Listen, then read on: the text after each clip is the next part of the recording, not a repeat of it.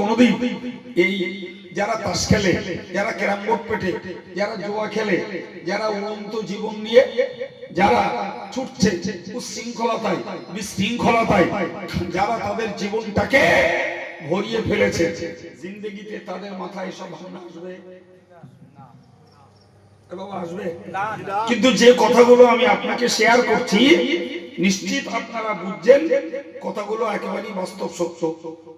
ওমা আসাবাকুম মিন মুসিবাতিন ইল্লা বিইذনিল্লাহ, সাদাকাল্লাহুল আযীম।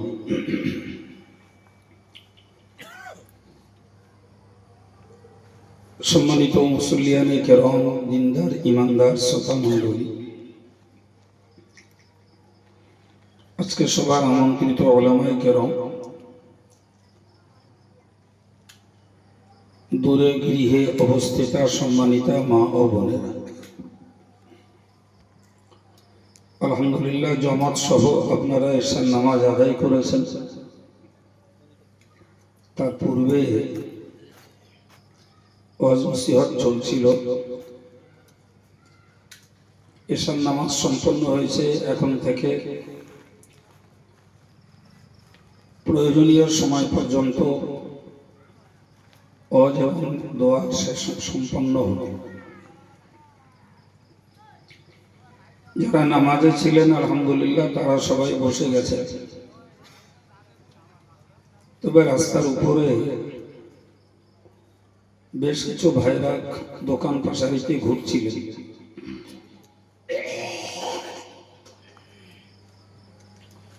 হয়তো নামাজের বিরতির টাইমে অনেকে গেছেন। আমি তাদেরকে আহ্বান করছি, নতুন করে জলসার কাজ যখন শুরু হয়েছে, দূরে না থেকে মেহেরবানি করে মজলিসটাতে এসে বসুন। আল্লাহ তৌফিক দিলে কোরআন হাদিসের সমন্বয়ে কিছু জ্ঞান লাভ করা যাবে, যেটি আমাদের চলার পথে সহায়ক হিসাবে কাজ করবে। ইতিপূর্বে কি ওয়াজ নসিহত শুনেছেন আমি জানি না, আমি কিছু কথা বলার জন্য কোরআন শরীফের ছোট্ট একটু অংশ আপনাদের কাছে তেলাওয়াত করেছি। ওইটুকু সামনে রেখেই আমি আমার আলোচনা শুরু করছি। বাকি আল্লাহ পাকের মেহেরবানি ও আপনাদের নেক দোয়া, আল্লাহ তৌফিক দিন, বলুন আমিন। সম্মানিত ভাইরা, আমরা সবাই উপলব্ধি করি দুনিয়া দিনদার ইমানদারদের জন্য খুব কঠিন জায়গা।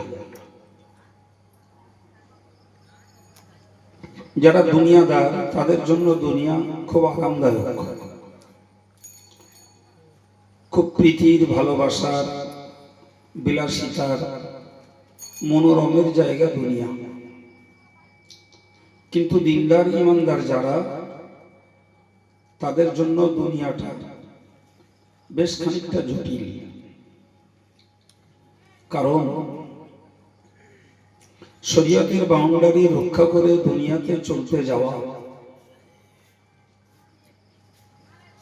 ভালোই সমস্যামূলক। কারণ দুনিয়ার সাধারণ গতিবিধি হল ইসলাম বিরোধী, কোরআন বিরোধী, সুন্নাহ বিরোধী, আল্লাহ ওয়ালাদের বিরোধী পরিস্থিতি হলো দুনিয়ার বাস্তব অবস্থা, ঠিক না?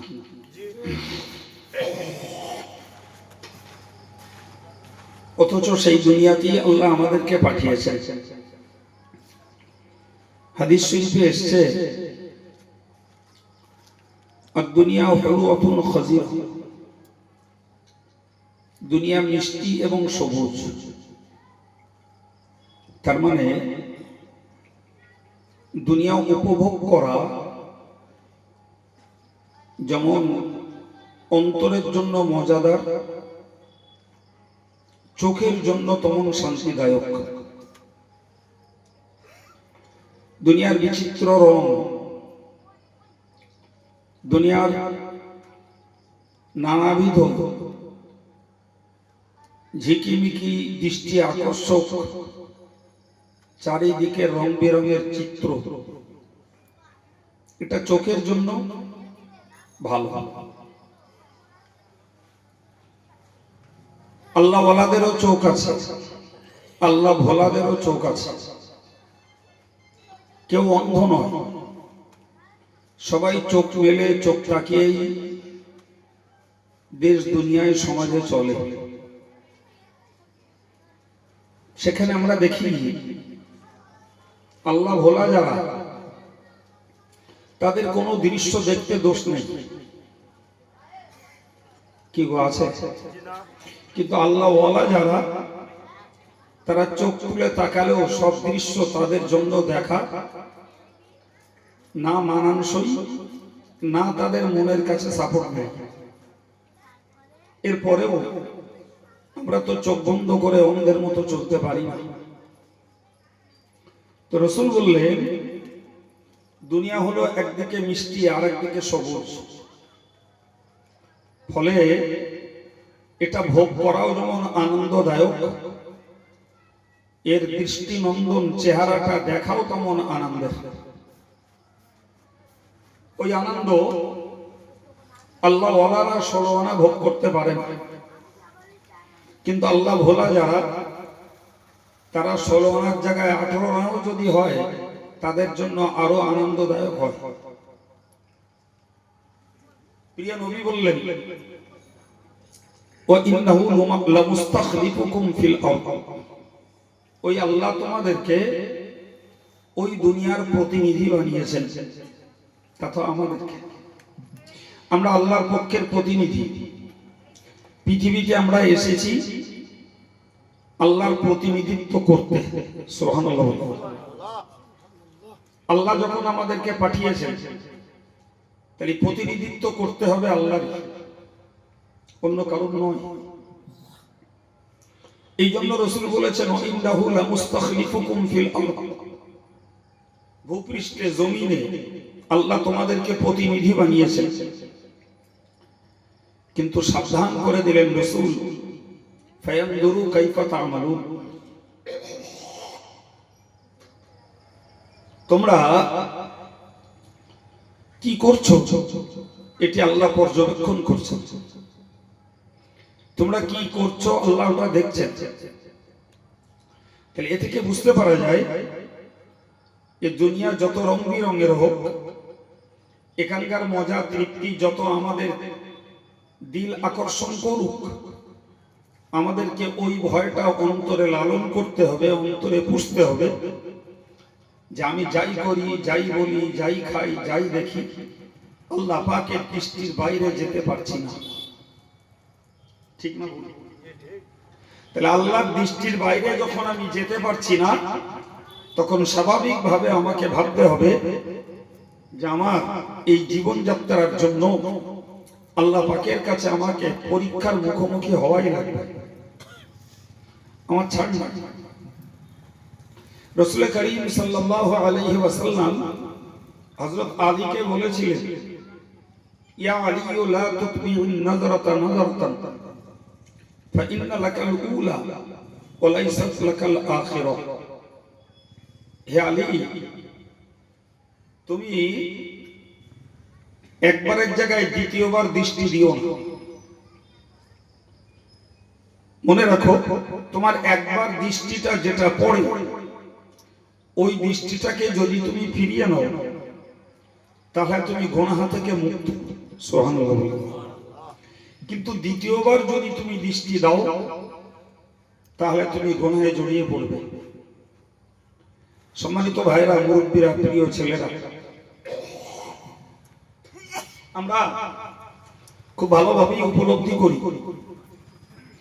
ভাই, গোটা দুনিয়া জুড়ে বিচিত্র রঙের খেলা।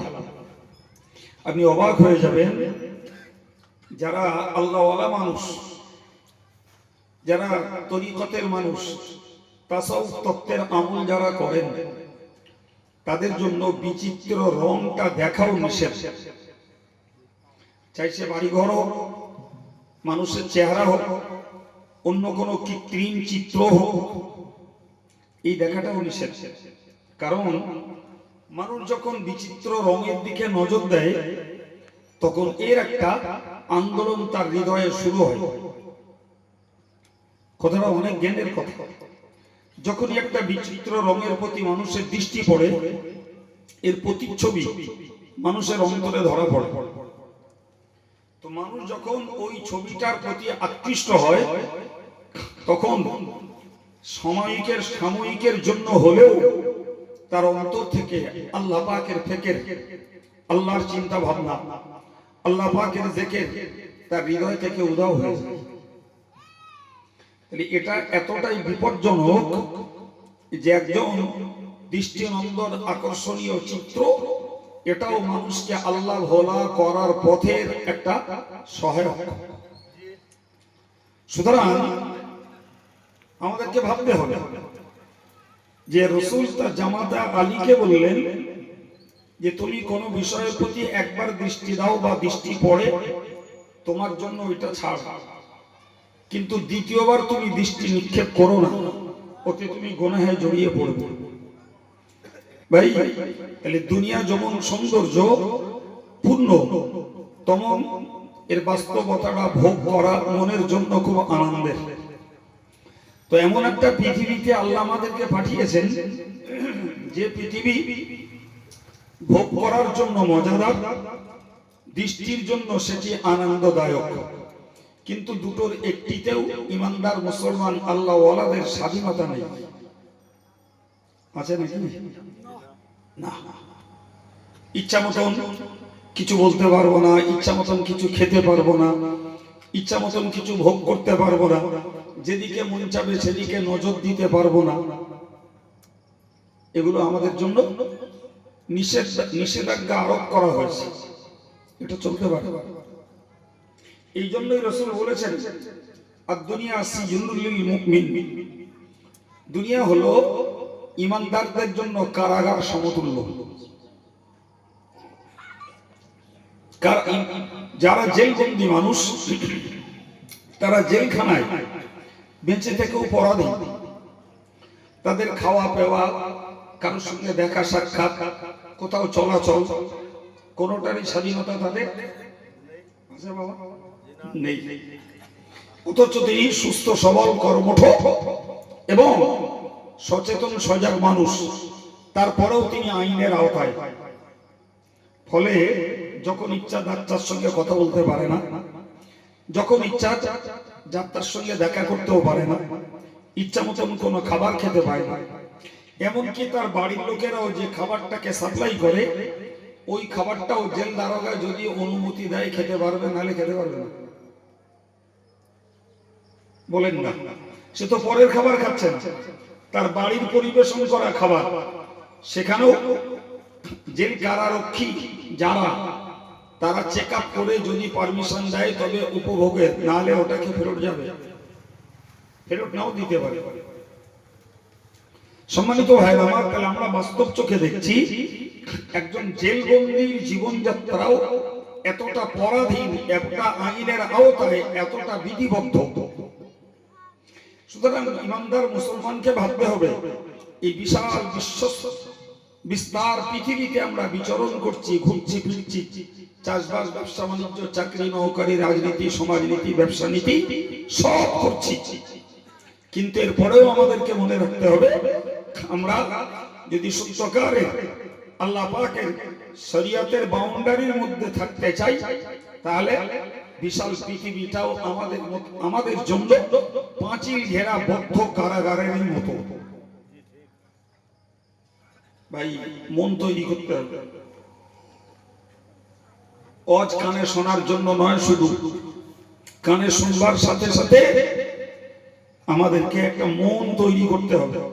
দেশ জুড়ে জলসা চলছে, অস্বীকারের জায়গা নেই, কিন্তু কোন বক্তা কোন জলসায় কতটা মানুষের জীবন গঠনের জন্য মানুষকে সঠিক ভাবনা চিন্তার পথ দেখাচ্ছে সেটা খুব বিষয় ভাববার আছে। ভাই টাইম পাস হচ্ছে, বক্তার সময় শেষ, যে কোনো মূল্যেই তিনি তার যে কোনো বক্তব্যের ভিতর দিয়ে সময়টাকে শেষ করছেন, কিন্তু অ্যাকচুয়ালি কি বলছেন এটাকে ভাবার মানুষও কম, ভাবানোর মানুষও কম।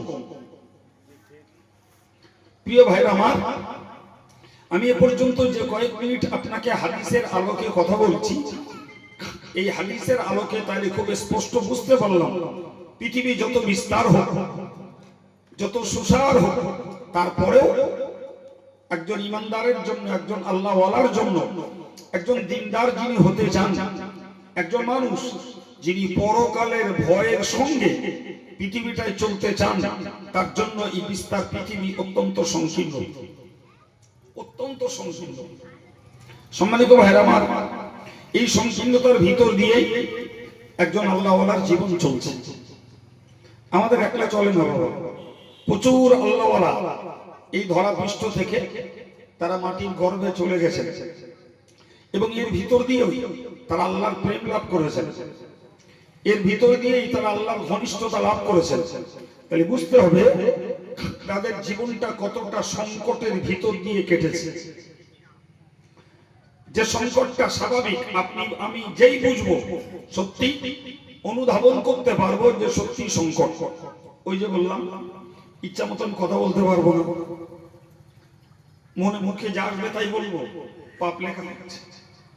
চোখ যেখানে পড়বে তাই দেখবো, তাতেও পাপ লেখা হচ্ছে। যা ইচ্ছা করবো, সামনে যা পাবো তাই খাবো, ওতেও পাপ লেখা হচ্ছে। যে কোনো জায়গায় চলে যাবো, পা চালিয়ে দেবো, তাতেও পাপ লেখা হচ্ছে। যে কোনো জিনিসে স্পর্শ করবো, তাতেও পাপ লেখা হচ্ছে। বাহ্যিক অঙ্গে নয়, অভ্যন্তরীণ অঙ্গে, কলবে কোনো খারাপ কাজের নিয়ত করব, তাতেও পাপ লেখা হচ্ছে। মস্তিষ্কের ভিতরে কোনো কুকাজের ভাবনা চিন্তা করব, তাতেও পাপ লেখা হচ্ছে। ঠিক না ভুল বাবা? এবার বলেন, আমার দেহের এই অঙ্গগুলো আল্লাহর দেওয়া একটা কার্যকর স্বাধীন অঙ্গ। এক একটা অঙ্গের এক এক রকমের কাজ রয়েছে, এক এক রকমের ডিউটি। পায়ের কাজ চলা, হাতের কাজ ধরা বা কাজ করা, কলবের কাজ নিয়ত করা, মাথার কাজ চিন্তা করা, চোখের কাজ দেখা, কানের কাজ শোনা, জবানের কাজ খাওয়া আর কথা বলা। ঠিক না? এগুলোকে তো আল্লাহ ওই কাজের জন্য বানিয়েছে, কিন্তু তারপরেও আল্লাহ একটা বর্ডার বেঁধে দিয়েছে। বর্ডার ক্রস করলেই বিপদ। বর্ডারের মধ্যে থাকো, তাহলে তোমার অ্যারেস্ট হওয়ার ভয় নেই। কিন্তু বর্ডার যদি ক্রস করেছো, সীমা অতিক্রম করলেই বিপদ। ভাই, এই সীমার মধ্যে থাকতে গেলেই আমাদেরকে এরকম শান্ত মজলিসে বসে কিছু জ্ঞান চর্চা করতে হয়। আলহামদুলিল্লাহ, যেমন আমরা করছি। কিছু জ্ঞান চর্চা করলে আমাদের উড়ন্ত মনটাকে আমরা ওই বাঁধা ধরা সীমার মধ্যে ধরে রাখতে পারবো। আর যদি কিছু জ্ঞান আমার না থাকে, আর গিজ আমরা আমাদের কল্পটাকে লাগাতে পারবো না। মনে রাখবেন, মনে রাখবেন যে বুজুর্গরা বলেছেন এই কল্প হলো, মন হলো একটা উড়ন্ত দুরন্ত ঘোড়ার মতো। কি বলেছেন? দুরন্ত একটা ছুটন্ত ঘোড়ার মতো। আর এই কলবের জানালা হলো চোখ। চোখ যদি খোলা থাকে, তাহলে মন কোথায় উড়বে তাকে ধরে রাখা যাবে না। যদি কল্পটাকে স্থির করতে হয়, তাহলে চোখটাকে বন্ধ করলে কল্প শান্ত থাকে। চোখ খোলা থাকবে, মন উড়ে বেড়াবে। আর এটা জানবেন, পৃথিবীতে যত গতিশীল জিনিস আছে, সব থেকে সেরা গতি হলো মনের গতি। কার গতি? মনের গতি। এর থেকেও অধিক গতিশীল আর কোনো অঙ্গ নেই। আমরা বসে আছি এখানটায়, যিনি যেখানে ঘুরেছেন, জীবনে যেখানে যাওয়া পড়েছে, এক সেকেন্ডের কয়েক ভাগের এক ভাগের মধ্যে মন সেখানে চলে যাবে। বাবা, যাবে না? যাবে না? এক সেকেন্ড লাগবে না। এক সেকেন্ডের কয়েক ভাগের এক ভাগের মধ্যে আপনার দেখা জায়গায় আপনার মন চলে যাবে। যায় না? একদম। একজন হাজী সাহেব, যিনি মক্কা শরীফে গেছেন, মদিনা শরীফে গেছেন, ভাই ওনাকে এখানে বসিয়ে রাখুন, যে এক মুহূর্তের ভিতরে আপনি মক্কা মদিনার মন ঘুরে আসবে একদম। এই মনটাকে আমাকে ধর্মের দড়ি দিয়ে বাঁধতে হবে, ধর্মের বাঁধনে তাকে আমাকে আয়াতের ভিতরে রাখতে হবে। এর জন্য আমার এই জ্ঞানগুলো লাভ করতে হবে। ওই মনটাকে আমরা ধর্মের জন্য কাজে লাগাতে পারি। ধর্ম করার জন্য মন লাগে, মন। আর মন তৈরি করতে গেলে জ্ঞান লাগে, আর জ্ঞান তৈরি করতে গেলে এরকম মজলিসে বসা লাগে। বিশ্বাস করুন, যারা জ্ঞানীদের মজলিসে বসে জ্ঞান সংগ্রহ না করে তারা সহজে কোনোদিন ধর্মের মন তৈরি করতে পারে না। সুতরাং আমাদেরকে আল্লাহ যারা নসিব করেছেন, আমরা এই মজলিসটাতে বসেছি আলহামদুলিল্লাহ, তো এর উসিলাতে আল্লাহ আমাদের একটা মন দান করবেন। সবাই বলেন আমিন। এমনি যারা দিনদার ইমানদার আল্লাহওয়ালা আছি, আল্লাহ শুকর, আল্লাহ এ পথে আমাদেরকে কায়েম রাখেন। জোরে বলুন আমিন। যারা এখনো পর্যন্ত মনটাকে ধর্মের সঙ্গে জুড়তে পারিনি ভাই, তারাও এই মজলিসে বসে আজকাল করতে করতে একদিন তাদের মনটাও ধর্মের প্রতি আকৃষ্ট হবে। জি ভাই, আমরা বাস্তবে দেখি একই পরিবারের ধরুন তিন ভাই, তো এক ভাই, তিন ভাই চাষিবাসী মানুষ। তার মধ্যে এক ভাই সে নামাজ কালাম পড়ে দাঁড়িয়ে আছে, টুপি আছে, আল্লাহ বিল্লাহ করে, চাষাবাদও করে, সংসার চালায়, ছেলে মেয়ে বিয়ে দেয়, বাড়ি ঘর সব আছে। এক ভাইয়ের হাল। আর এক ভাইয়ের হাল একই পরিমাণ সম পরিমাণ জমি জায়গা নিয়ে তাকে দেখতে পাচ্ছি তিনি শুধু জুমার নামাজটা পড়ছেন, আর নামাজ কালামে ধর্মের অন্য কোনো আচরণে তার কোনো অংশ নেই। আরেক ভাইকে দেখছি তার দাড়ি টুপি নামাজ কালাম তো দূরের কথা, জমাটাও পড়ে না। একটু বলবেন জানা আছে না নাই? আচ্ছা, এই তিনটে ভাইয়ের এই পার্থক্য কেন, কিসের জন্য? উভয়ের জমি জায়গা সম পরিমাণ, অর্থবিত্ত সম পরিমাণ, তিন ভাই তিনজনই সুস্থ সবল স্বচ্ছ এবং প্রত্যেকের কাছে সময় আছে। অথচ তিনজনের ধর্ম করার হাল তিন রকম। অভাব একটাই বাবা, সেটা হলো তিনজনের মনের পার্থক্য আছে। অন্য কিছুর পয়সার অভাব নয়, সম্পদের অভাব নয়, সময়ের অভাব নয়, সচ্ছলতার অভাব নয়, অভাব কেবলমাত্র একটা মনের। মন যদি থাকতো তাহলে বাকি দু ভাই যথারীতি ধর্ম আচরণ ধর্মের আমল অবশ্যই পূর্ণ মাত্রায় করতে পারত। ওই মনটা তারা গঠন করি। আমি এই জন্যই বলেছি ধর্ম করতে গেলে মন লাগে, আর মন তৈরি করতে গেলে জ্ঞান লাগে, আর জ্ঞান তৈরি করতে গেলে জ্ঞানীদের মজলিসে বিনয়ের সঙ্গে আদবের সঙ্গে শান্ত মানসিকতা নিয়ে বসতে হয়, তবে কিছু জ্ঞানের বার্তা সংগ্রহ করা যায়। দেখেন ওলামারা বলেছেন তাফাক্কুরু সাআতিন খায়রুম মিন ইবাদাতি 60 সানা। বলেছেন একটা ঘন্টা যারা আল্লাহর সৃষ্টিকে নিয়ে চিন্তা করে। ক ঘন্টা বাবা? এক ঘন্টা। একটা ঘন্টা যারা আল্লাহর সৃষ্টিকে নিয়ে চিন্তা করে, খায়রুম মিন ইবাদাতি 60 সানা, 60 বছরের নফল ইবাদতের থেকেও এক ঘন্টার সৃষ্টিকে নিয়ে চিন্তা করার শ্রেষ্ঠত্ব বেশি। ভাবা যায় ভাই 60 বছর বাঁচবো কিনা তার ঠিক নেই, আর 60 বছর বাঁচলেও যে ইবাদত আমলে কাটাবো তারও গ্যারান্টি নেই, ঠিক কিনা? আর একটা ঘন্টা ভাববো তার থেকে তার মর্যাদা বেশি। ভাই আমার, এই ভাবনা চিন্তা যার ভিতরে এত স্বভাব রয়েছে, ওই ভাবনা চিন্তা করতে গেলে জ্ঞান লাগবে বাবা, বিনা জ্ঞানে ভাবা যায় না।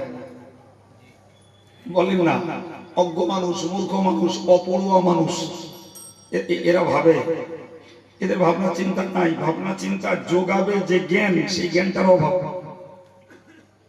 আপনি বলেন, আমি দু একটা কথা আপনাকে উদাহরণস্বরূপ বলছি, অজ নসিহত আরো শুনবেন। আমি দুটো গল্প করি, আমার গল্প দুটো মাথায় নেন। কোরআন শরীফ আল্লাহ বললেন খলাকাস সামাওয়াত বিগাইরি আমাদিন তারাওনাহা, বললে বান্দা আমি আল্লাহ আসমানকে সৃষ্টি করেছি, তোমরা তাকিয়ে দেখো এই এই বিশাল পৃথিবী আকাশ, তার কোথাও কোনো খুঁটি খাম্বা কিছু নেই। আচ্ছা বলেন তো, সামান্য একটা কাগজের টুকরা আমরা স্টেট এরকম শূন্যে দাঁড় করাতে পারি না? পারবো? মোটেই না। সামান্য একটা কাগজের টুকরা যা 1 মিলিগ্রামও ওজন নয়, এটাকেও আমরা স্থির করে 5 সেকেন্ড রাখতে পারবো। আর এই বিশাল পৃথিবী, এই বিশাল পৃথিবীটাকে আল্লাহ বিনা পিলিয়ারে বিনা স্তম্ভে দাঁড় করিয়ে রেখেছেন। সুবহানাল্লাহ না? একটু মহব্বত করে বলুন। এই একটাকে নিয়ে শুধু ভাবুন, ওই ভাবনাটা ভাবলেই আমাদের দিলে আর একটা জ্ঞান তৈরি হবে যে আমার আল্লাহ কত ক্ষমতাবান, আমার আল্লাহ কত কৌশলী, আমার আল্লাহ কত সুনিপুণ কারিগর। সুবহানাল্লাহ বলুন। গোটা কোরআনে এরকম উদাহরণ দিয়ে দিয়ে ভরপুর করে রেখেছেন জ্ঞানীদের জ্ঞান দেওয়ার জন্য, যে বান্দা তোরা এটা ভাব, শূন্যে এই পৃথিবী এই আকাশটাকে স্থির রেখে দেওয়া এবং তার কোথাও কোনো ফাটল কোনো চিত্র কিচ্ছু নাই। সুবহানাল্লাহ। আমাদের মাঝে যে বৃষ্টি পড়ে এটা আসমানে আকাশের নয়, এই বৃষ্টি মেঘমালা যা কৃত্রিম ভাবে আল্লাহ তৈরি করে দেন। আমরা বলি আকাশ থেকে বৃষ্টি পড়ছে, না রে বাবা, বৃষ্টি আকাশের নয়, বৃষ্টি মেঘমালা। কথা বুঝে আসেনি?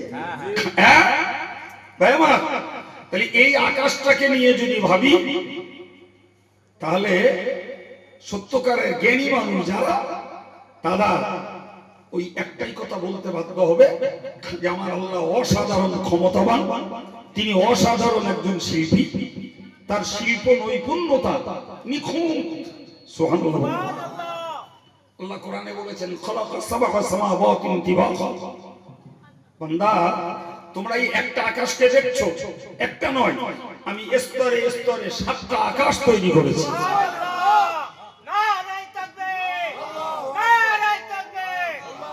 কটা আকাশ বানিয়েছে? খলাকাস সাবআ সামাওয়াতিন তিবাকা মা তারা ফি খালকির রহমানি মিন তাফাউত। তুমি আল্লাহর ওই সৃষ্টিতে কোথাও কোনো ত্রুটি বিচ্যুতি দেখতে পাবে না। আল্লাহু আকবার। কোথাও কোনো ত্রুটি বিচ্যুতি নেই। ভাই আপনি বলুন, এই জ্ঞানটা নেওয়ার পরে যদি আমরা একটু ভাবি ওই আল্লাহর কাছে আত্মসমর্পণ করতে, মাথা নত করতে, আপনাতেই আমাদের মন চাইবে, আপনাদেরই অন্তর বিগলিত হবে।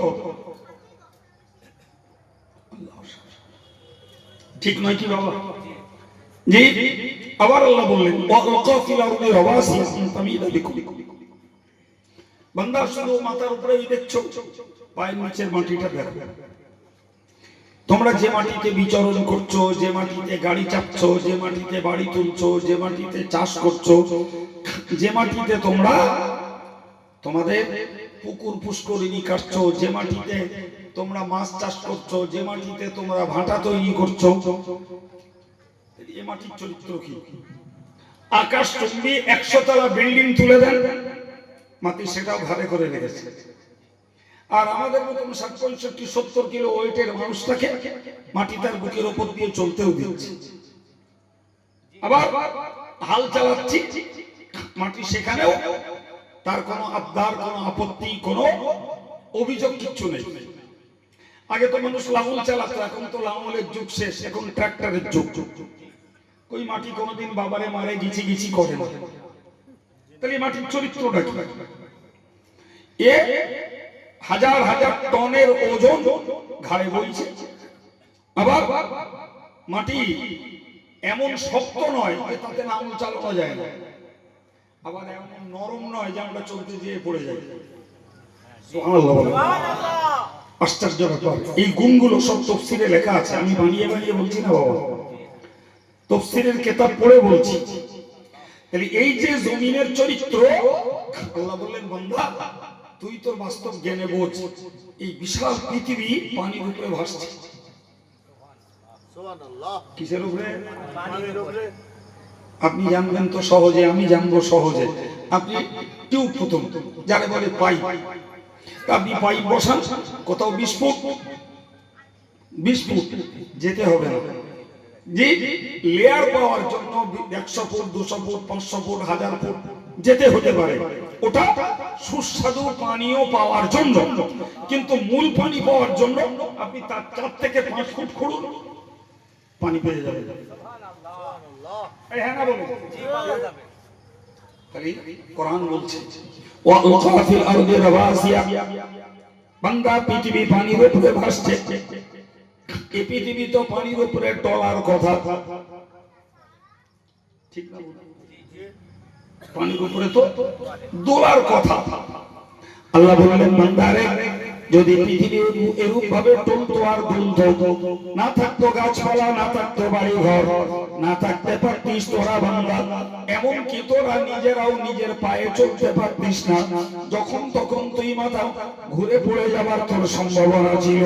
আমি আল্লাহ এই জমিনটাকে স্থির করে দিয়েছি, পাহাড়গুলোকে পেরেক স্বরূপ মেরে মেরে।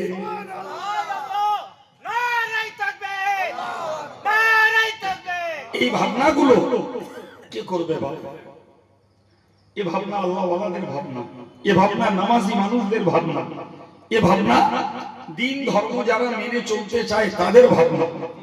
আপনি বলেন না বাবু, জীবনে কোনোদিন সাধারণ রাজনীতির নেতা জীবনে কোনোদিন এই যারা তাস খেলে, যারা ক্যারাম বোর্ড পেটে, যারা জুয়া খেলে, যারা উড়ন্ত জীবন নিয়ে যারা ছুটছে উচ্ছৃঙ্খলতায় বিশৃঙ্খলতায়, যারা তাদের জীবনটাকে ভরিয়ে ফেলেছে, জিন্দেগিতে তাদের মাথায় সব ভাবনা আসবে? আসবে? কিন্তু যে কথাগুলো আমি আপনাকে শেয়ার করছি, নিশ্চিত আপনারা বুঝছেন কথাগুলো একেবারেই বাস্তব সত্য নাকি? একটাও আমাদের অগোচরের আছে? কিচ্ছু কিচ্ছু নেই। এই ভাবনা যারা ভাববে তারাই তো নফল ইবাদতে সওয়াব পাবে। আমার আল্লাহ কোরআনে বলেছেন ওয়ালাকুম সাইয়্যানাস সামাআদ দুনিয়া বিমাসাবিহ, বান্দা তুই আকাশটার দিকে তাকিয়ে দেখ, আকাশটার দিকে তাকিয়ে দেখ, আমি গোটা দুনিয়ার আকাশটাকে সুন্দর সুন্দর আলো দিয়ে অত্যন্ত সৌন্দর্যমণ্ডিত করেছি।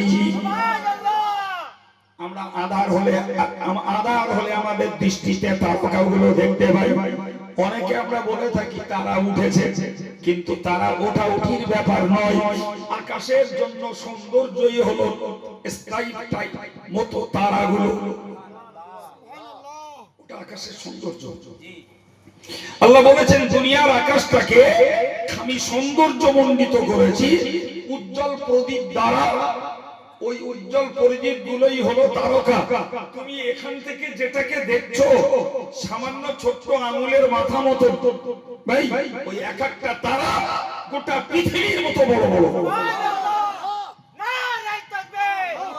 সম্মানিত ভাইরা আমার, আমি আপনাকে বোঝাতে চাইছি, আল্লাহ বললেন তারা আকাশে ওঠে না, তারা সর্বদা আকাশে থাকে।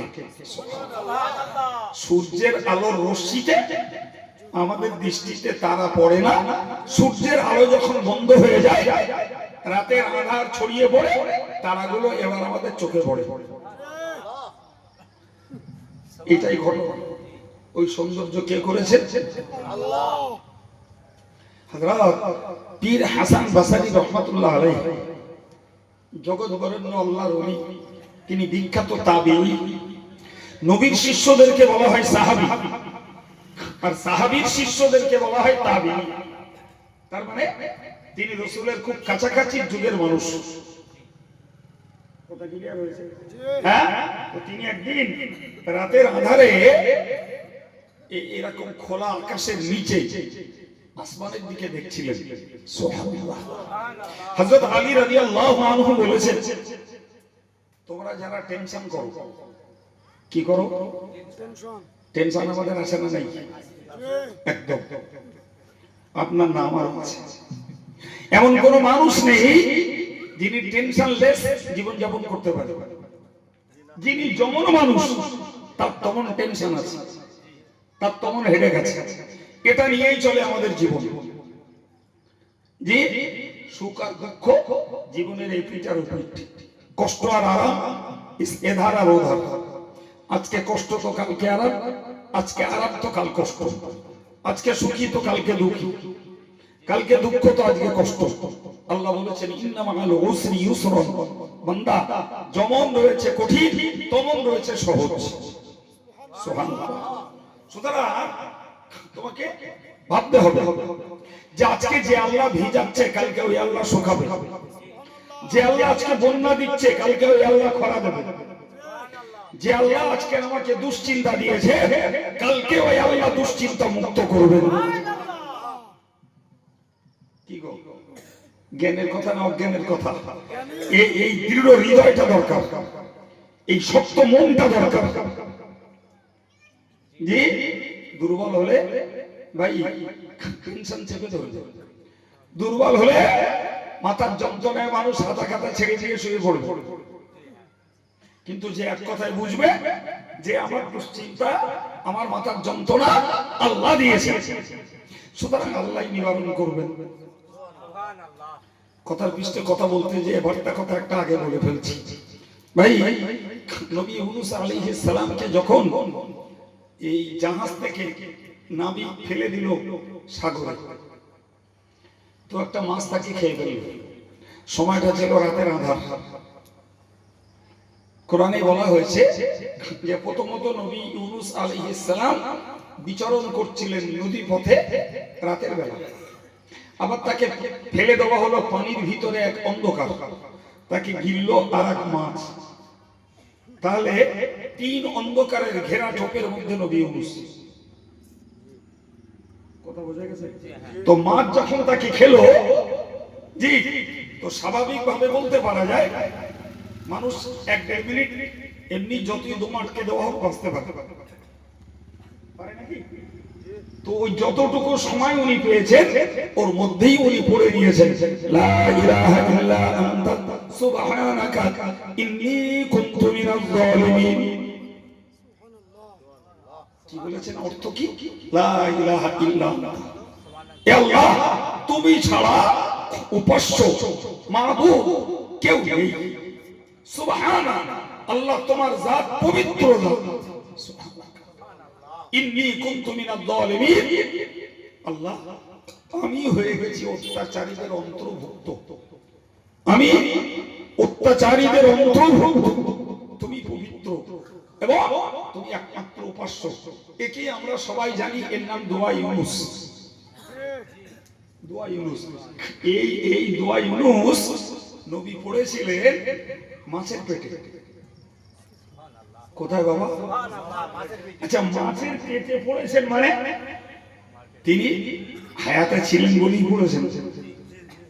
আর আল্লাহ বললেন আমি ফালাউলা আন্নাহু কানা মিনাল মুসাব্বিহিন লালাবিসা ফি বাতনিহি ইলা ইয়াউমি ইউবাসুন। আল্লাহ বললেন যদি নবী ইউনূস মাছের পেটে এই তাসবিহ না পড়তেন আমি কিয়ামত পর্যন্ত নবী ইউনূসকে ওই মাছের গর্ভে মাছের পেটের মধ্যে রেখে দিতাম। আচ্ছা বলো, মাছের পেটের মধ্যে অবস্থান করা এটা দুশ্চিন্তার কিনা? এটা টেনশনের কিনা?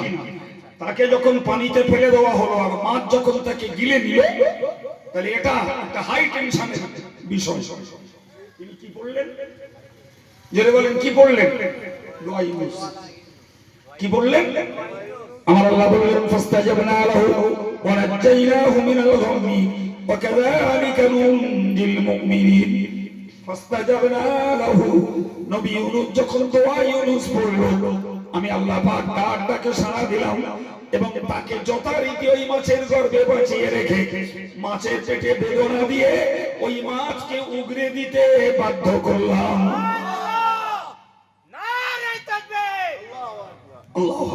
সম্মানিত ভাইরা, কথাগুলো বুঝতে হবে।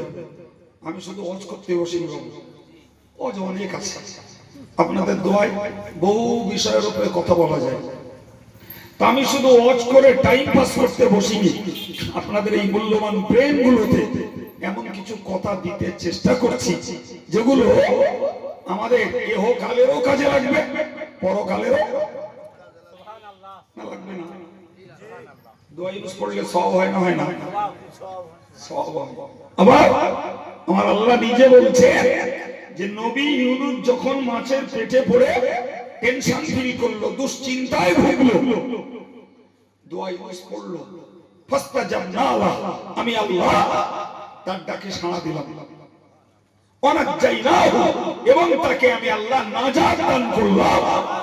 আর একটু চিল্লে বলে, এ থেকে বুঝতে পারা যায় দোয়া ইউনুস টেনশন থেকে মুক্ত হওয়ার একটি মস্ত বড় হাতিয়ার।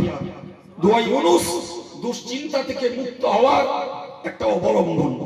দোয়া ইউনুস নিজের দীনতা, নিজের হীনতা আল্লাহর কাছে পেশ করার একটা মস্ত বড় দোয়া। আল্লাহ বললেন, বান্দা শোন, আমার ওই ইউনুস যেমন, আমার ওই ইউনুস যেমন পানির অন্ধকারে, রাতের অন্ধকারে, পানির অন্ধকারে, মাছের গর্ভের অন্ধকারে, এই কঠিন তিন প্রকারের বিপদের মধ্যে দোয়া ইউনুস পড়ে নাজাত পেয়েছে। ওয়াকাযালিকা নুনজিল মুমিনিন, কিয়ামত পর্যন্ত যত ঈমানদারেরা তারা অর্থ সংকটে পড়ে, সাংসারিক বিপদে পড়ে, রোগ ব্যাধিতে পড়ে, সামাজিক চাপাচপে পড়ে, সে যদি এই দোয়া ইউনুস ব্যবহার করে, আমি এই রূপ ভাবে ঈমানদারদেরকেও নাজাত দান করব। সম্মানিত ভাইরা আমার, ছেলে বুড়ো মাঝ বয়সী আর পর্দার মা বোন, আচ্ছা আমি কি আপনাদের খুব কঠিন কিছু করেছি বাবু? মনের সঙ্গে খাপ খায়, মনের সঙ্গে মেলানো যায় এমন কিছু কথা শুরু থেকেই বলছি। ভাই যারা মোবাইলে ট্যাপ করছেন, কি লাইভ চলছে পরে দেখবেন, যে কথাগুলো আল্লাহর দয়া শুরু থেকে জ্ঞানগুলো কথা আপনাদের মতো জ্ঞানী মানুষের কাছে শেয়ার করছি, যেগুলো আমাদের মনের সঙ্গে খাপ খায়, মনের সঙ্গে মেলে। ভাই আমি কি বলতে যে এই কথাগুলো বার্তা করে মাঝখানে বললাম, যে আমার মনে আছে, আপনাদের হয়তো কোথায় যোগসূত্র মনে নেই। জি আমি কি বলছিলাম? আমি বলছিলাম যে এই আকাশটাকে আল্লাহ তারকা দিয়ে সাজিয়েছেন, মনে আছে? তা আকাশটাকে আল্লাহ তারকা দিয়ে সৌন্দর্য মণ্ডিত করেছেন। হযরত পীর হাসান বসরি রাহমাতুল্লাহ আলাইহির কথা বলবো বলি মাঝখানে এত কথা বলে দিলাম। হযরত হাসান বসরি একদিন খোলা আকাশের নিচে দাঁড়িয়ে আসমানের দিকে তাকিয়ে আছে। কোন দিকে? আসমানের দিকে। এই কথাটা বলবো বলি মাঝখানে নবী ইউনূসের কথা আপনাদেরকে শোনালাম। জি আসমানের দিকে তাকিয়ে তাকিয়ে তিনি বিভোর হয়ে গেছেন। আল্লাহর কি সৃষ্টির কি সৌন্দর্য! গোটা রাতের আকাশ নিস্তব্ধ, পৃথিবীর গাছপালা, তরুলতা, জঙ্গল সবগুলোই যেমন নীরব, আকাশের তারকাগুলির মিটি মিটি আলো এবং সৌন্দর্য মণ্ডিত এই পৃথিবী। হযরত হাসান বসরি ওই দিকে তাকিয়ে আছেন। হযরত আলী রাদিয়াল্লাহু আনহু বলেছেন, তোমরা জীবনে যত টেনশন করো, যদি তোমার ব্রেনটাকে টেনশন মুক্ত করতে চাও, আল্লাহর সৃষ্টির দিকে দেখো, তোমার মাথা মস্তিষ্ক টেনশন থেকে খালি হয়ে যাবে।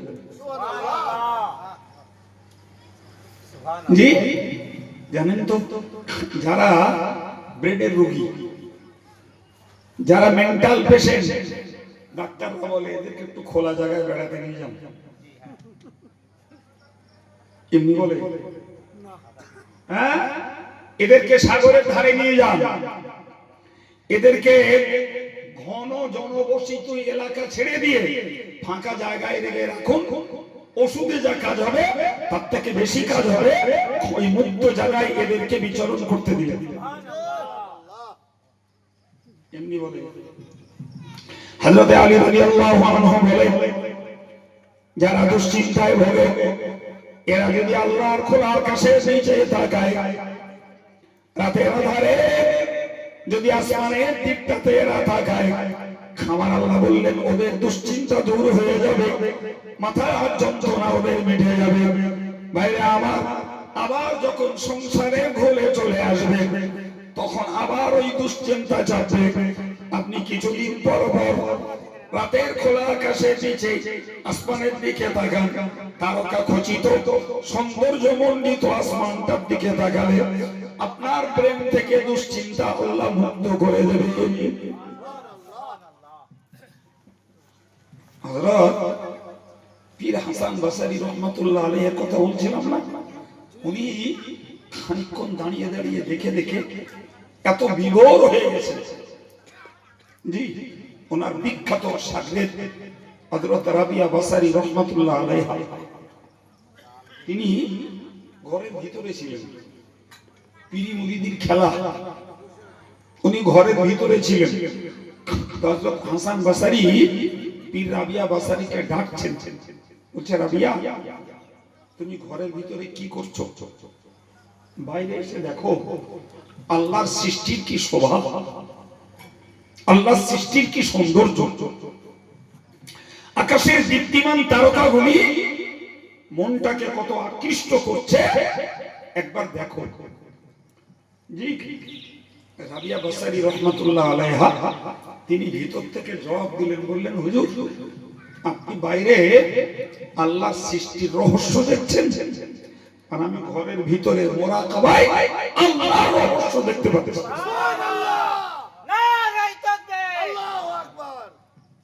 আপনি দেখছেন সৃষ্টির রহস্য, জমিনে আসমানে এসব দেখছেন, আর আমি দেখছি কি বলেছেন বলেন আল্লাহর রহস্য।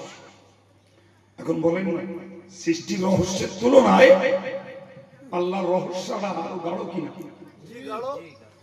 আরো গাঢ়। সম্মানিত ভাইরা আমার, বিশ্বাস করুন গাদা অশ্বনা লাগে না বাবা, ভাবনা চিন্তার ঘেনু থাকলে অল্প সময় হেদায়েত হওয়া যায়,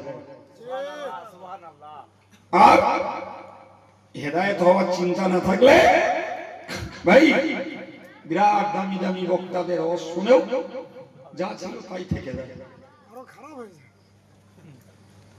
কি সত্যি বললাম না মিথ্যা বললাম? কত দেখছি তার ইয়াত্তা নেই, কত দেখছি বাবা তার ইয়াত্তা নেই।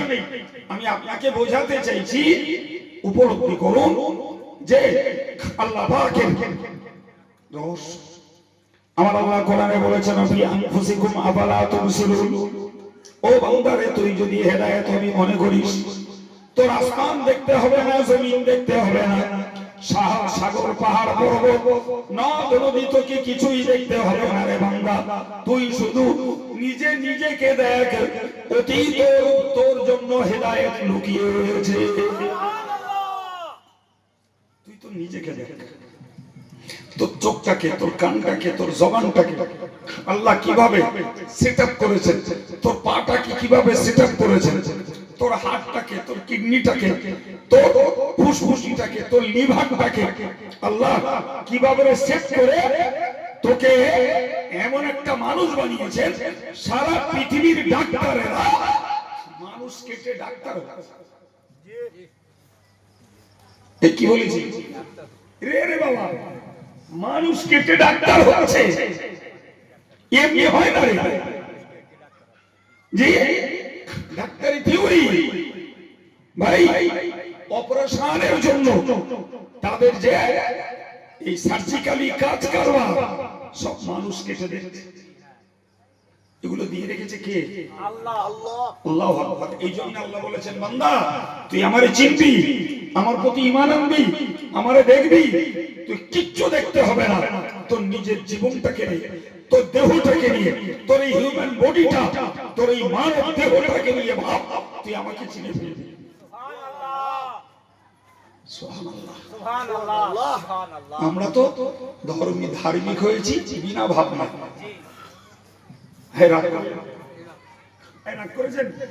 বিনা ভাবনায় আমরা ধার্মিক হয়েছি, আমরা আবেগের মুসলমান, আমরা আবেগে ধার্মিক হয়েছি বাবু, অজবসিয়া শুনতে শুনতে মনের অজান্তে নামাজি হয়েছি, মনের অজান্তে আল্লাহওয়ালা হয়েছি, মনের অজান্তে দাড়িওয়ালা টুপিওয়ালা হয়ে গেছি। সুবহানাল্লাহ, সুবহানাল্লাহ। ভুল না ঠিক? ঠিক। জি বলেন না, আপনাদের কাছে রেকর্ড আছে যে একটা গ্রামের লোক সারা গ্রামের লোকের দাওয়াত করেছে। এবার শুনছেন, সারা গ্রামের লোকের দাওয়াত করেছে। তো লোকগুলো যে বলছে কি ব্যাপার ভাই তুমি আমাদের দাওয়াত করলে? তো আমি কাল থেকে নামাজ পড়বো, তা আজকে তোমাদের দুটো খাইয়ে দাইয়ে নিয়ে জানান দিচ্ছি। আচ্ছা, কেউ সবাইকে দাওয়াত করেছে, করে সবাইকে বলছে কি ব্যাপার ভাই তুমি কি দিনে দাওয়াত করলে? তো বলছে ভাই আমি কাল থেকে দাড়ি রাখবো, তাই তোমাদের দাওয়াত করে খাইয়ে দিচ্ছি আর দাড়ি রাখবো জানিয়ে দিচ্ছি। এভাবে কেউ ধার্মিক হয়েছে? কেউ হয়নি। এরকম জ্ঞান নিতে নিতে মনের অজান্তে আপনাতেই এক সময় ধার্মিক হয়ে গেছে, এক সময় দাড়ি ছেড়ে দিয়েছে, এক সময় মাথায় টুপি করতে শুরু করেছে। ও বড় আলাদা করে অনুষ্ঠান করে সাজগোজ করে মানুষকে জানান দিয়ে ধার্মিক হয়নি ভাই। হ্যাঁ, এই যে জ্ঞান এহুদির কাছে, ওহুদির কাছে, ও আলেমের কাছে যা জীবনে টুকটাক টুকটাক করে জোগাড় করেছে, ওতেই মনের অজান্তে সে ধার্মিক হয়েছে। বিশ্বাস করুন, মজলিসটায় যারা বসে আছেন এরা মাশাআল্লাহ অধিকাংশ ধার্মিক, আল্লাহর পথের পথিক। ভাই আমি যে আলোচনাগুলো করছি, আমার এই আলোচনাগুলো যদি আল্লাহওয়ালা দিনদার নামাজি মুসল্লি মানুষদের শোনার সাথে সাথে আমার সমাজে উচ্ছৃঙ্খল ধর্মহারা যুবকগুলো আর ধর্মহারা নারীগুলো এরা যদি শুনতো, এদের ব্রেনের জট খুলে যেত। কিন্তু তারা তো শোনে না, তারা তো মনোযোগের সঙ্গে কথাগুলো শুনতে বসে না। তো কেমনে তাদের ভিতরে হেদায়েতের আলো জ্বলবে? কি করে জ্বলবে? সম্ভব সম্ভব। কিন্তু আমরা যারা আল্লাহওয়ালা দিনদার হয়েছি, মাশাআল্লাহ আপনাদেরকে আমার কথা বোঝাতে সহজ হচ্ছে।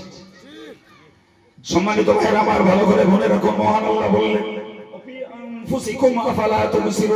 বান্দারে তো নিজের মধ্যেই রয়েছে, তুই নিজে নিজেকে দেখ, ওর মধ্যে আল্লাহর কুদরতের নিদর্শন লুকিয়ে আছে।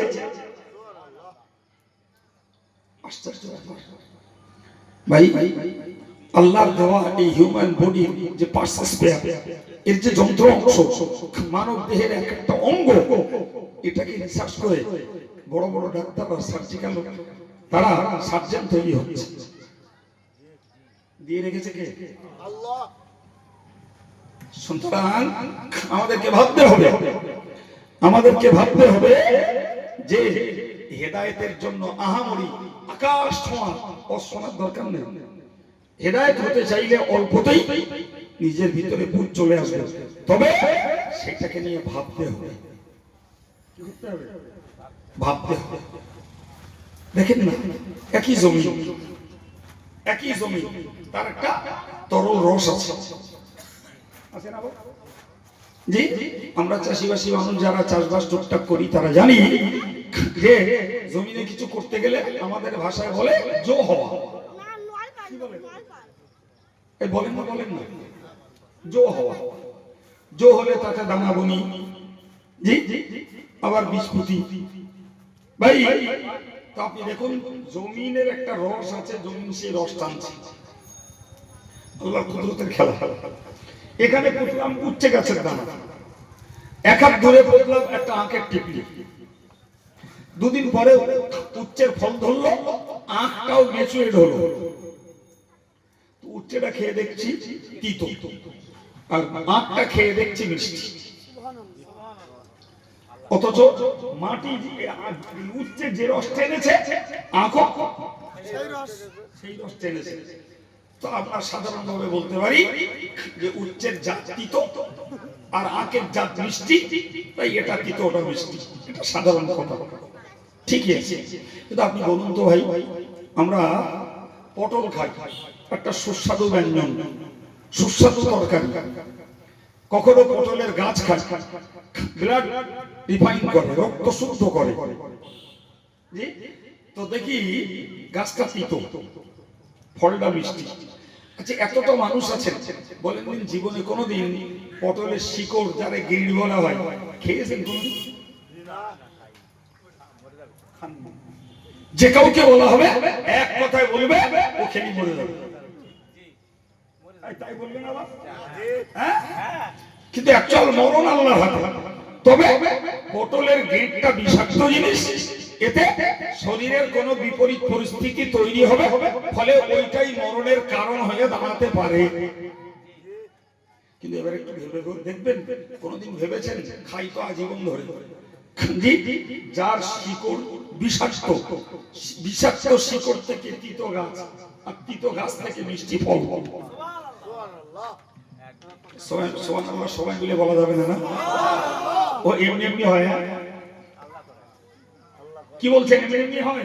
কোনদিন ব্রেন ঘামিয়ে দেখেছেন যে বিষাক্ত শিকড় থেকে তিতো গাছ, তিতো গাছ থেকে মিষ্টি ফল? এটা কোন আল্লাহর কুদরতের খেলা? কোন আল্লাহর খেলা? আমরা ভাবি না বাবা। ভাই কোরআনের কথা বললে এগুলো আমাদেরকে ভাবিয়ে তোলে। আপনি বলুন দিন, আজকের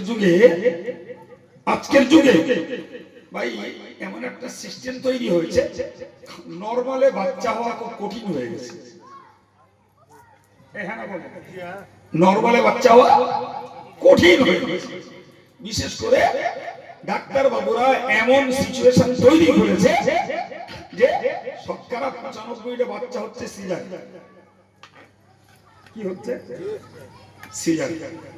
ডাক্তাররা ভয় দেখিয়ে দিল যে বাচ্চা উল্টে রয়েছে, ইউএসজি করে দেখিয়ে দিল, ফলে এই বাচ্চা নরমালে হওয়া খুব কঠিন, মা বাচ্চা দুটোরই রিস্ক। সুতরাং বাড়িওয়ালারা টেনশনে পড়ে যাবে, দরকার নেই বাবা, সিজার করে বাচ্চাটা তুলে নিই, মা বাচ্চা যদি বাঁচে। এটি প্রথমত আমাদের আল্লাহ ভরসা দুর্বলতা।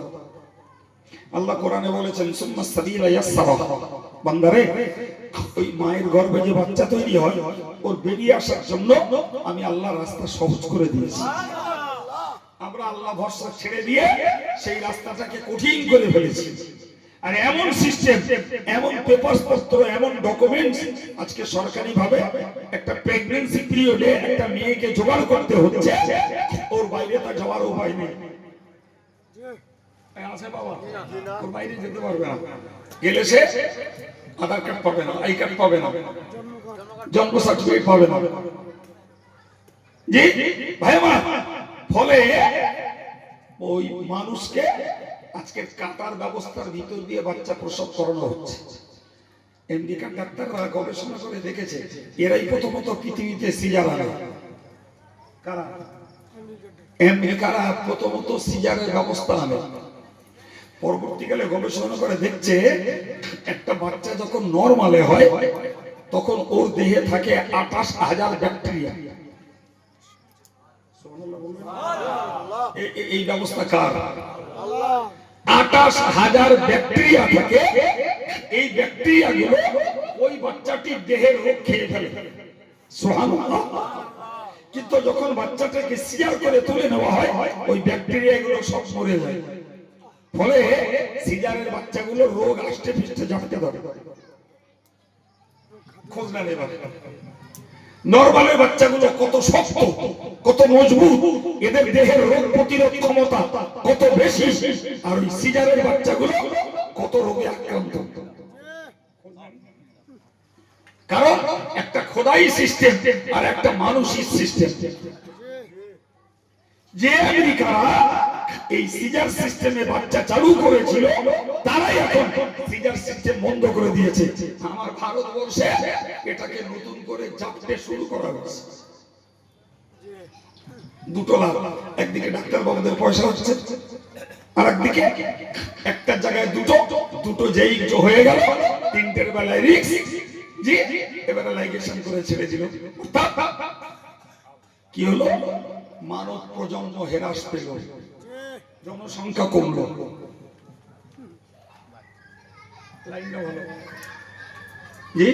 আমি যদি ঘুরিয়ে বলি একটু বলুন তো বাবা, হাঁস আর মুরগিগুলো ডিম পাড়ে মরা না জানতো? তো ওরা কার কাছে সিজার হয়, কার কাছে ডিসি করে?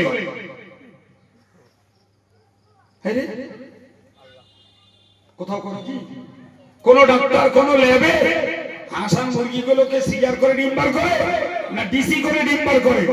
তাই মরা মরা ডিমগুলো আপনাতেই হাঁস আর মুরগির পেট থেকে সিজার সিস্টেম ছাড়াই ডিসি সিস্টেম ছাড়াই বার করে কে? সুবহানাল্লাহ। কিন্তু আমরা আল্লাহ ভরসা কমিয়ে ফেলেছি, আল্লাহর প্রতি আস্থা নেই, আমাদের মেডিকেল সায়েন্সের উপরে আস্থা বেশি, যার ফলে খোদা না করুন কোন মায়ের গর্ভে একটা বাচ্চা যদি মারা যায় তার জন্য ঘটডাক ভাটডাক হয়ে যায়, গোটা বাড়ির লোকের যন্ত্রণা শুরু হয়ে যায়, ব্লিডিং হলে শেষ পর্যন্ত এক্সপায়ার করবে কিনা, মারা যাবে কিনা, এই টেনশনে বাড়ির লোকের খাওয়া বন্ধ হয়ে যায়। জি সম্মানিত ভাইরা আমার, আমরা একবারও ভাবি না। আমার আল্লাহ বললেন বান্দারে তোরা মনে রাখ, ইখরিজুল হাইয়া মিনাল মাইয়িত ওয়া মুখরিজুল মাইয়িতা মিনাল হাই। বান্দা তোরা মনে রাখিস আমি আল্লাহর কুদরতের, আমার আল্লাহর কুদরতের এটাই নজির হলো ইখরিজুল হাইয়া মিনাল মাইয়িতি, আমি মরা থেকে জ্যান্তগুলোরে বার করি। সুবহানাল্লাহ। একটু জোরে বলে, মরা থেকে জ্যান্ত বার করা এটা আমার ক্ষমতা। অমুখরিজুল মাইয়িতা মিনাল হাই, এবং রীতিমতো জীবন্ত থেকে মুর্দা বার করা এটাও হলো আমার ক্ষমতা। মরা থেকে জ্যান্ত যদি বার করতে পারি তাহলে তোরা মরে বাটি হবি, তোদের জ্যান্ত করব। এতে তোরা কেন সন্দেহ করিস? এতে তোদের বিশ্বাস কেন জন্মায় না? কেন তোরা উদাস ভাবে সীমা অতিক্রম করে চলিস? বান্দা তোর চোখের সামনে মরা ডিম থেকে জ্যান্ত বাচ্চা বার করে দেখাচ্ছি না, দেখি দেখি কথা বলেন, দেখি না দেখি না? আরে বাবা, মায়ের গর্ভে আমরা কোন প্রক্রিয়ায় জন্ম নিয়েছি আমরা জানি না, ওটা আমরা জানি না। মায়ের গর্ভের খবর আমাদের কাছে নেই, কিন্তু চোখের সামনে মরা ডিম থেকে জ্যান্ত বাচ্চা বার হয়, আর প্রক্রিয়াটা করে আমাদের মায়েরা। গোটা কত ডিম নিয়ে একটা পাত্রে দুটো ছাই আর বিচলি দিয়ে ডিমগুলো পেতে দিল, আর ধাড়ি মুরগিটা তাতে তা দিল। 20 দিন 22 দিন পরে একটা চিকচিকে বিচিত্র রঙের কি সুন্দর নজর কারা বাচ্চা তৈরি হয়ে বেরিয়ে এলো। বলেন না ডিমটা ভাঙলে কি ছিল? ওতে তো ছিল সাদা লালা আর হলুদ কুসুম। কোন বিজ্ঞানের বাবায় ওই সাদা লালা আর হলুদ কুসুম থেকে বাচ্চা বার করে দিল? আল্লাহ। আল্লাহ। সবাই মিলে বলা যাচ্ছে না? আর একটু জোরে বলো, আল্লাহ। আমাদের চোখের সামনে তার এই কৃত্রিম বৈজ্ঞানিক কৌশলে সাদা লালা হলুদ কুসুম থেকে জীবন্ত বিচিত্র রঙে এই বাচ্চা বার করে আমাদেরকে আল্লাহ জ্ঞান দিল। বান্দা, মায়ের ল্যাবরেটরিতে তোকে ওই মরা বীর্য থেকে এই চন্দ্রনে ছুটন্ত দুরন্ত কর্মঠ বাক শক্তিওয়ালা, শ্রবণ শক্তিওয়ালা, দৃষ্টি শক্তিওয়ালা, ব্রেনের তেজ দিয়ে তোর মতো মানুষকে বানিয়েছি। তুই এটা দেখে অহংকারে ভুলিস না, তুই এটা দেখে গর্বে ফেটে পড়িস না। বান্দা তুই মনে রাখিস, তুই মরে যাবি। ওই মরা ডিম থেকে জ্যান্ত বাচ্চা যেমন দেখিয়েছি, কাযালিকা তুখরাজুন, ঠিক এইরূপ ভাবে তোদেরকে কবর থেকে তুলব। এবার ভাব তুই বান্দা পৃথিবীতে কেমনে চলবি, কি খাবি, কি দেখবি, তুই কোন কথা শুনবি, কোন কথা শুনতে পারবি না। এবার ভেবে চিন্তে তুই পড়া তোরে তুলব, তোর চোখের সামনে আমি তার প্রমাণ দিচ্ছি। সুবহানাল্লাহ। ভাই প্রিয় নবী সাল্লাল্লাহু আলাইহি ওয়াসাল্লাম যখন মক্কাবাসীদেরকে শুনিয়েছিল যে তোমাদেরকে আল্লাহ কবর থেকে তুলবেন, কবর থেকে তুলবেন, তো মক্কাবাসীরা বলেছিল ওই সময়ে কে জ্যান্ত করবে এই পচা গলা ছিন্ন বিচ্ছিন্ন হাড়গুলো? সত্যি তো আমাদের এই মানব দেহটা, যাদের দেহ মাটি খেতে পারবে ভাই, কিছুদিন পরে তাদের লাশের কোনো চিহ্নই কবরে পাওয়া যায় না। সারা পৃথিবীতে সব থেকে হজম শক্তি হলো মাটির। যত রকমের জঞ্জাল আপনি মাটিতে ফেলে দেন, কিছুদিন পরে সব খেয়ে ফেলবে। সুবহানাল্লাহ। ভাই মাটির ভিতরে এই হজম শক্তি যদি আল্লাহ না দিতেন, পৃথিবীতে আমরা বাস করতে পারতাম না, দুর্গন্ধে শেষ হয়ে যেত পৃথিবী। আল্লাহু আকবার। তাই মাটির ভিতরে এমন ডাইজেস্টিং পাওয়ার আল্লাহ দিয়েছেন যে মাটি পচা গলা দুর্গন্ধ সব কিছুকেই একটা সময়ের ব্যবধানে সব হজম করে ফেলেছে। সম্মানিত ভাইরা আমার, সেই মাটিতে আমাদের দেহটা রাখা হবে। যদি আমাদের দেহ মাটি খায় কিচ্ছু পাওয়া যাবে না, এটাই ঘটনা। তো মক্কার কাফেররা বলল যে হাড়গুলো পচে গলে ছিন্ন বিচ্ছিন্ন হয়ে যাবে, কে বাঁচাবে, কে জীবন্ত করবে? আমার আল্লাহ তৎক্ষণাৎ কোরআন নাযিল করে বললেন, কুল ইউহ্যিহাল্লাযী আনশাহা আওয়ালা মাররা ওয়া হুয়া বিকুল্লি খালকিন আলীম। ও নবী, তুমি এদের এই বোকাগুলোরে বলে দাও, এই নাদানগুলোকে জানিয়ে দাও, ওই আল্লাহ তোকে আবার জীবিত করে তুলবেন, যিনি তোকে বিনা মডেলে উইদাউট এনি মডেল কোন নমুনা ছাড়া তোদের বাপ আদমকে তৈরি করেছিলেন। ওই আল্লাহ তোকে আবার নিশ্চিহ্ন হওয়ার থেকে আবার দৃষ্টিধারী মানুষ তোকে বানাবে। তিনি প্রত্যেকটা সৃষ্টির ব্যাপারে মহাজ্ঞানী, প্রত্যেকটা সৃষ্টির ব্যাপারে তিনি অভিজ্ঞ। সুতরাং তুই খবরদার ওই দুঃসাহসিকতা বান্দা দেখাস না যে তুই মরে যাবি, মাটি খেয়ে নেবে, তুই মরে যাবি, পানিতে ডুবে যাবি, মাছে ভক্ষণ করবে, তোকে বাঘে খাবে জঙ্গলে। তুই এসব ভাবিস না বান্দা। মনে রাখিস, তোর এই নিশ্চিহ্ন দেহটাকে আমি আবার পূর্ণ দেহে ফিরিয়ে আনবো। সম্মানিত ভাইরা আমার, এসব খেলা কার? আল্লাহর খেলা। আমার আল্লাহ পাকের এই বক্তব্যগুলো এই জন্যই, বান্দা তুই যদি শুনে ভাবিস, তোর ভিতরে আলটিমেটলি হেদায়েতের আলো জ্বলে উঠবে। তোকে ভাবতে হবে, তোকে ভাবতে হবে হেদায়েতের আলো জ্বলে উঠবে। ভাইরে, খোদার দান ভাবলে আমাদের এই ক্ষুদ্র ব্রেন কাজ করে না। জি, গভীর ভাববার মতো জ্ঞান নেই, যা একটু হালকা পাতলা আছে তাতেই যে ভেবে দেখি এই যে গাছপালাগুলো তৈরি হয়েছে, এই যে গাছগুলো, জঙ্গলগুলো, আপনি মনে করছেন থোড়াই? এগুলো জঞ্জাল, এগুলো জঙ্গল। সুন্দরবন মানুষ বানায়? কথা বলে সুন্দরবন মানুষ বানিয়েছে? না বাবা। জি, সিলেটের জঙ্গল মানুষ বানায়নি, আল্লাহ বানিয়েছেন। জি ভাই, 70,000 বর্গ কিলোমিটার আমাজনের জঙ্গল আল্লাহ বানিয়েছেন। ওই এক জঙ্গল থেকে সারা পৃথিবীতে যত অক্সিজেন লাগে তার 30% অক্সিজেন শুধু এক জঙ্গল থেকে পাওয়া যায়। বিজ্ঞানীদের গবেষণায় প্রমাণিত হয়েছে। এই গাছপালাগুলো এরা আমাদের বন্ধু, এরা আমাদের উপকারী। ভাই, আমরা আমাদের ভিতর থেকে যে নিঃশ্বাসটা ছাড়ছি এটা বিষাক্ত, ওটা পয়জনেবল। জি, যে কারণে রাসূল বলেছেন তোমরা কোনো খাবারে নিঃশ্বাস ছেড়ে খেও না, তোমরা পানিতে ফুঁক মারো না, ওটা বিষাক্ত জিনিস, ওটা বিষাক্ত। বিজ্ঞানীদের ভাষায় এটাকে বলে কার্বন ডাই অক্সাইড। জি, তো এই যে বিষাক্ত শ্বাসগুলো আমরা ছেড়ে দেই, ওই গাছগুলো টেনে নেয়। সুবহানাল্লাহ বলে, আর একটু জোরে বলে, ওই গাছগুলো টেনে নিয়ে ওরাই এই শ্বাসটাকে আবার রিফাইন করে ছেড়ে দেয়, ওটার নাম অক্সিজেন। ওইটা আমরা নেই আর বিষাক্তটা ছেড়ে দেই। যদি পৃথিবীতে জঙ্গল না থাকতো, গাছপালা আমাদের বাড়ি ঘরের আশপাশে যদি না থাকতো, মানুষের শ্বাস প্রশ্বাসের কষ্ট হতো। এই খেলা কবে বুঝবো বাবা? কি করেননি আল্লাহ আমাদের জন্য, কি করেননি? এরপরে আমরা আল্লাহর জন্য কি করছি ওটা ভাবলেই হেদায়েতের আলো জ্বলে উঠবে। সম্মানিত ভাইরা আমার, মনে রাখুন, আমি আপনাকে বলবো, কোরআন শরীফ আল্লাহ বলেছেন ইন্না ফি ইখতিলাফিল লাইলি ওয়ান নাহারি।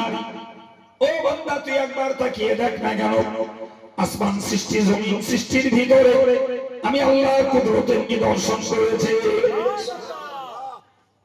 শুধু ওই ভাই আমরা বাস্তবে বুঝি 1 গ্রামের একটা ওয়েট 1 মিলিগ্রামের একটা ওয়েট আপনি পানিতে ফেলে দেবেন, ডুববে না ভাসবে?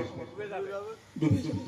আমার আল্লাহর কোরআন বলছে আল ফুলকিল্লাতী তাজরি ফিল বাহরি বিমা ইয়ানফাউন নাস। বান্দা তুই মনে রাখিস, হাজার হাজার টন মাল নিয়ে একটা জাহাজ ভর্তি হচ্ছে বেঙ্গালোরের বন্দরে। ওই জাহাজটা চলছে চট্টগ্রামে। চট্টগ্রাম থেকে একটা জাহাজে ভর্তি হচ্ছে, ওই জাহাজ যাচ্ছে আমেরিকার বন্দরে। কলকাতার খিদিরপুর থেকে একটা জাহাজ ভর্তি হচ্ছে 200 টন মাল নিয়ে, 1000 টন মাল নিয়ে। ওই জাহাজ চলছে আন্দামানের দ্বীপে। যে পানিতে দেখলে, আমি সচক্ষে দেখে বলছি, আন্দাজে বলছি না, পানিকে দেখলে মনে হয় একটা মোচার খোলা ভাসতেছে। কি আল্লাহর খেলা! ওই পানির ধাক্কায় হেলতে দুলতে ঘুরতে ঘুরতে সে হাজার হাজার মাইল পথ অতিক্রম করে জি বিমানবন্দরে পৌঁছাচ্ছে। বন্দরে পৌঁছেছে, হাজার হাজার টন মাল তাতে। দেখতে অবাক লাগে, অবাক লাগে। আমার আল্লাহ বললেন বান্দা ওয়াল ফুলকিল্লাতী তাজরি ফিল বাহর, ওই সমস্ত নৌকাগুলো জাহাজগুলো যা সমুদ্রে চলে, বিমা ইয়ানফাউন নাস, যাতে রয়েছে মানুষের প্রভূত কল্যাণ। জি বাড়ির পাশে দোকানে গেলি যা ইচ্ছা তাই পায়, যা ইচ্ছা। বাচ্চাদের খাবার থেকে শুরু করে বড়দের খাবার, আর বাচ্চাদের ব্যবহার্য জিনিস শুরু করে বড়দের ব্যবহার্য জিনিস সব পাই। পান্না পান্না জোরে বলেন। হ্যাঁ, ওর কটা মাল এরোপ্লেনে উড়ে আসে আর কটা মাল ট্রেনে আসে।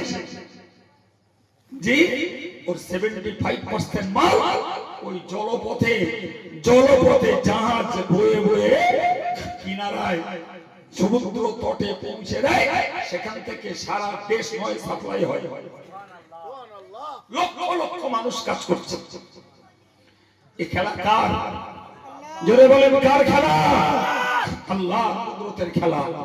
সুতরাং আমি আপনাকে শুরু থেকেই আজকে আলোচনা করতে করতে এই জায়গা পর্যন্ত এসেছি যে হেদায়েত যদি আমাদের হতে ইচ্ছা হয় তাহলে অল্পতেই হেদায়েত হওয়া যায়।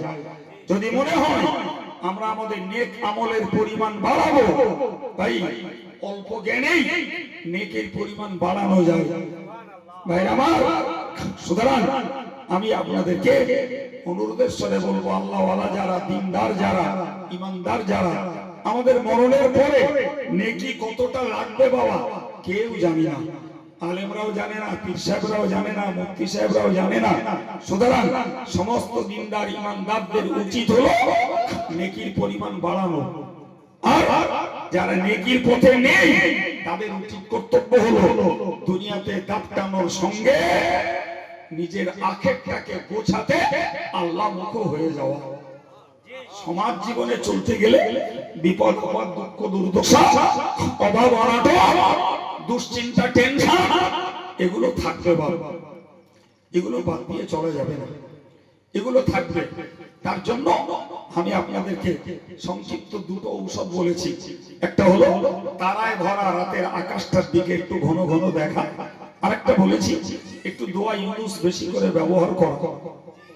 যে হাদিস থেকে আর একটা কথা বিনা ব্যাখ্যায় ছোট্ট করে বলছি, সেটি হলো রাসূল বলেছেন মান লাজিমাল ইস্তিগফার, যে লোকটা ইস্তিগফার পড়ে, আস্তাগফিরুল্লাহ পড়ে, জাআলা লাহু মিন কুল্লি দীকিন মাখরাজা, আল্লাহ পাক প্রত্যেকটা সংকীর্ণতা থেকে তাকে আল্লাহ মুক্তি দেন। ওয়া মিন কুল্লি হাম্মিন ফারজা, এবং সকল টেনশন থেকে আল্লাহ তাকে প্রশস্ত জীবন দান করেন। ওয়া ইয়ারযুকুহু মিন হাইসু লা ইয়াহতাসিব, এবং আল্লাহ বেহিসাব রুজি তাকে দান করেন। সুতরাং 3 নম্বরের কথাটা মনে রাখুন, আমাদেরকে একটু বেশি করে ইস্তিগফার পড়ার অভ্যাস তৈরি করতে হবে। গুনাহ মাফ হবে, সওয়াব হবে, টেনশন মুক্ত থাকা যাবে। আল্লাহ আমাদের সকলকে আলোচনা আমার বলি, পরবর্তী বক্তাদের বলি, শুনে বুঝে নিজেদের জীবনটাকে আমলের সঙ্গে যুক্ত রেখে দুনিয়ার কটা দিন কাটাবার তৌফিক দেন, বলুন আমিন।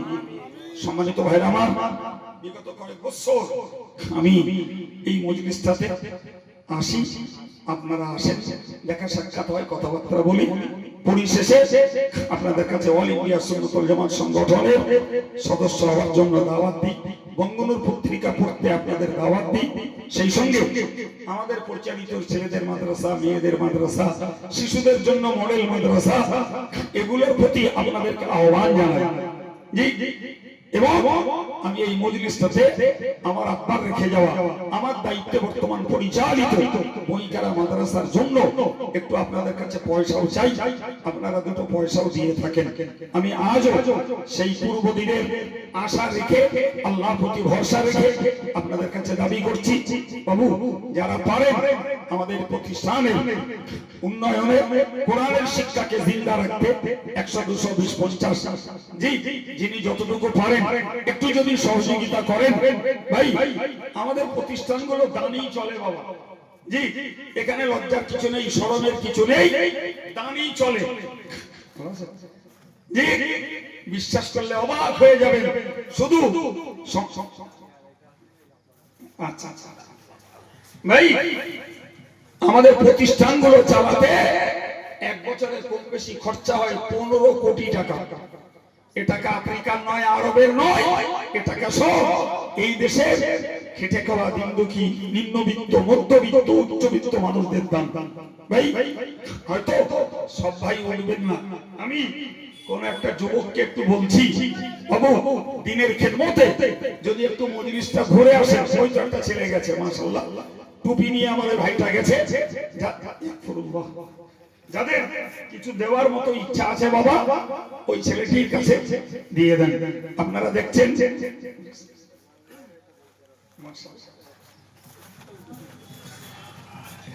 স্টেজ নিয়েছেন আমাদের তরুণ সুললিত কণ্ঠী বক্তা, আমার স্নেহভাজন আলহাজ হাফেজ মাওলানা মুসা কালিম সাহেব, তিনি স্টেজ নিয়েছেন, তার মিষ্টি কণ্ঠে তিনি আপনাদেরকে ওয়াজ শোনাবেন। পরপরই আমাদের সংগঠনের সম্পাদক আলহাজ মাওলানা মুফতি আব্দুল মাতিন সাহেব আসবেন।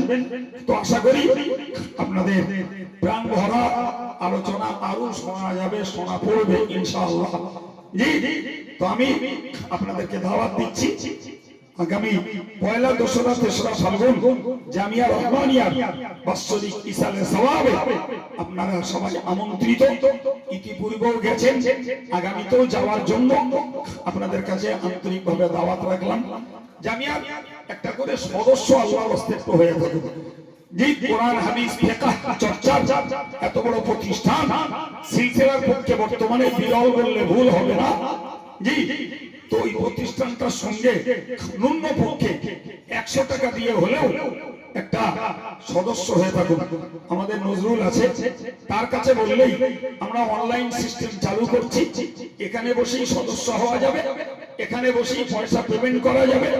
সদস্যরা ইসালে সদের আগে দাওয়াতের চিঠি পাবেন, যাবেন, যতক্ষণ ধৈর্য সময় থাকবে ওয়াজ শুনবেন, চলে আসবেন। সদস্য পয়সা শোধ করার জন্য আপনাদের আলাদা করে ভিড় ঠেলতে হবে না, আমরা ব্যবস্থাপনা করছি। দোয়া রাখুন, আমাদের সংগঠনের আরো প্রতিষ্ঠান আছে, সেই প্রতিষ্ঠানগুলোতে যে শিক্ষা ব্যবস্থা চলছে, দেশবাসীর দানে, ভাইদের দানে, মায়েদের দানে, প্রতিষ্ঠানগুলো ইসলামী শিক্ষার উন্নয়নে আল্লাহ কায়েম রাখেন। আপনারা কিছু দান করেছেন, নিঃসন্দেহে এতে আপনাদের অভাব পড়বে না, এতে আপনাদের বাজারঘাট বন্ধ হবে না, বরং আমরা কোরআন বিশ্বাসী মানুষ, আমরা বিশ্বাস করি এ দানের বিনিময়ে আমাদের দুর্গতি খণ্ডাবে, এ দানের বিনিময়ে ভবিষ্যৎ নেক আশা পূর্ণ হবে, এ দানের বিনিময়ে আমরা আমরা জাহান্নাম থেকে বেঁচে জান্নাতের যোগ্যতা লাভ করতে পারবো। এ পর্যন্ত বলি আমি আমার বক্তব্যের ইতি টানছি। আমার স্নেহভাজন মাওলানার কাছে মাইক ছাড়ছি, তার সুললিত কণ্ঠের বক্তব্য সবাই শুনুন। গড়ে সবাই আমরা বসেছি, ঘন্টা 1.5 হয়েছে বাবা, তার বেশি নয়। সুতরাং ধৈর্য চ্যুতি ঘটার সময় হয়নি, কেউ আমরা উঠে মজলিসের আদবটা নষ্ট করব না ইনশাআল্লাহ। দরুদ শরীফ আল্লাহুম্মা সাল্লি আলা সাইয়্যিদিনা